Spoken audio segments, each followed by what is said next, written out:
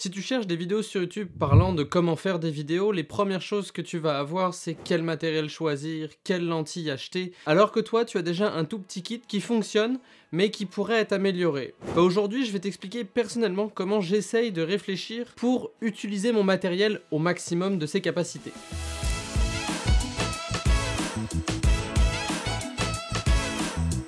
Avant que la vidéo commence, je voulais juste prendre 5 secondes pour vous remercier du super accueil que vous avez réservé à la vidéo de la semaine dernière sur le fait que ma carrière stagnait.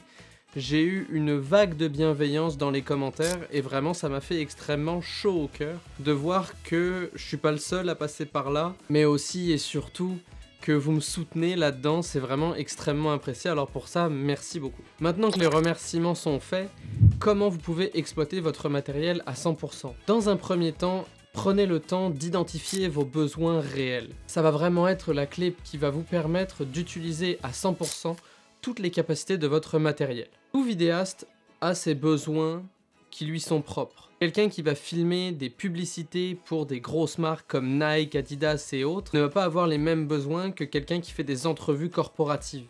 Si on prend ces deux vidéastes-là, un va vouloir des lentilles cinéma hyper performantes avec de l'éclairage, mais dépendant des projets, peut-être qu'il a moins besoin d'avoir une bonne prise de son, pas forcément besoin de micro-cravate parce que souvent ces tournages, il n'y a pas vraiment d'entrevues ou de blabla qui sont reliés à ça. Alors que pour le coup, le vidéaste qui fait lui des entrevues corporatives va avoir besoin d'un setup qui fonctionne très bien sur trépied, il va avoir besoin de s'équiper en éclairage, mais aussi il va avoir besoin d'avoir une très bonne qualité de son parce que s'il prétend être quelqu'un qui fait des entrevues mais que ces entrevues sonnent vraiment mal, qu'elles sont mal éclairées, que les plans qu'il fait ne sont pas forcément très beaux, eh bien fatalement ça va discréditer son image. Donc dans un premier temps, de faire les recherches de c'est quoi vos besoins réels, dans quelle niche vous vous spécialisez ou alors dans quelle niche voulez-vous aller. Et une fois que vous avez identifié la niche dans laquelle vous voulez vous diriger, prenez le temps de regarder ce qui s'est déjà fait et les forces. Est-ce que vous avez besoin d'une très bonne qualité sonore ou alors justement le son n'est pas forcément très important parce que c'est souvent couvert avec une musique, des effets sonores et autres. Alors que par exemple pour moi en documentaire, j'ai besoin d'avoir une très bonne qualité sonore pour qu'on puisse comprendre ce que les gens disent. Eh bien j'ai besoin d'avoir un matériel qui soit extrêmement efficace pour éviter toute potentielle perte de temps lors du tournage.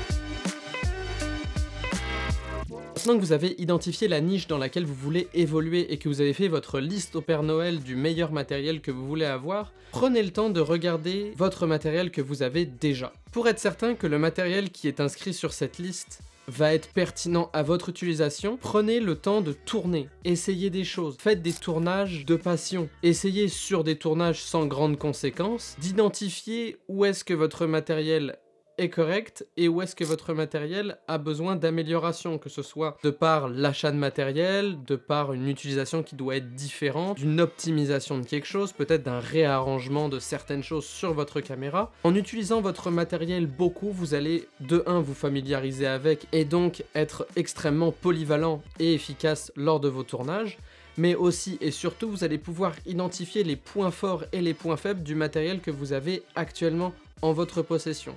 Moi, ma FX3, je l'aime beaucoup. C'est vraiment une caméra qui est parfaite pour mes besoins, petite, compacte et bourrée de fonctionnalités, sans avoir à me limiter de quelque manière qui soit. Et ça, c'est extrêmement important pour moi.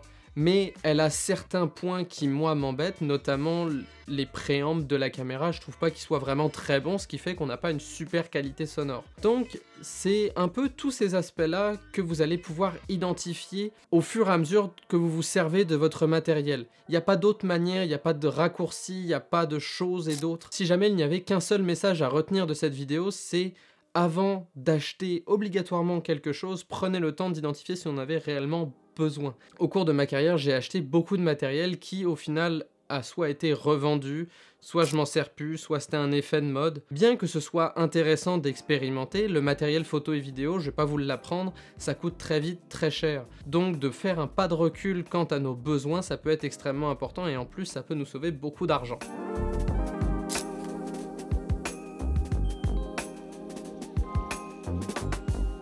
Vous avez identifié vos besoins réels et vous avez pratiqué à 100%, donc vous savez exactement ce que vous voulez. Prenez le temps de faire des recherches. Il y a un peu un Eldorado du matériel vidéo, que ce soit des nouveaux micros qui sortent, que ce soit des nouvelles lentilles, c'est pas le choix qui manque. Et vous pouvez très vite vous perdre dans l'idée de ce que vous devez acheter. Prenez le temps de regarder, de faire vos recherches sur ce qui convient absolument à vos besoins. Est-ce que vous avez par exemple besoin d'une lentille extrêmement polyvalente ? Auquel cas vous allez peut-être pouvoir vous tourner vers une 24-105, 24-70. En faisant vos recherches à la lumière de ce que vous savez de vos besoins, ça va vraiment vous permettre de faire le tri et d'acheter le matériel qu'il vous faut.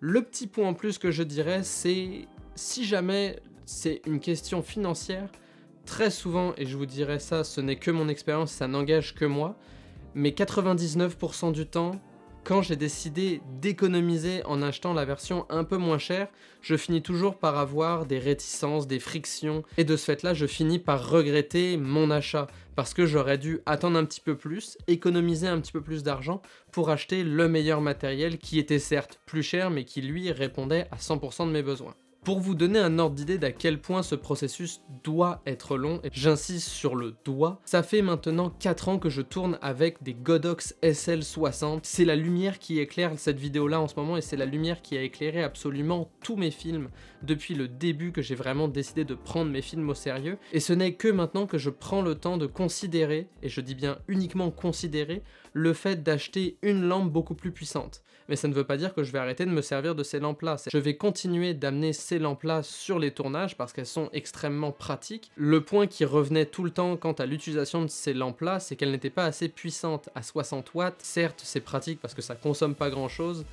mais aussitôt que tu la diffuses, tu perds énormément de lumière. Ça réduit le nombre de scénarios dans lesquels je peux utiliser la lumière et donc ça réduit le nombre de scénarios que je peux correctement couvrir et éclairer. Et donc ça fait maintenant 4 ans que j'hésite et ce n'est que maintenant que je considère ça très sérieusement.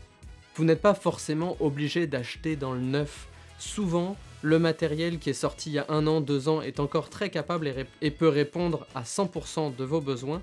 Et en plus ça peut vous coûter beaucoup moins cher si vous passez par le marché de l'occasion. Et voilà, c'est tout pour cette vidéo, merci encore pour l'accueil, vraiment ça me va droit au cœur.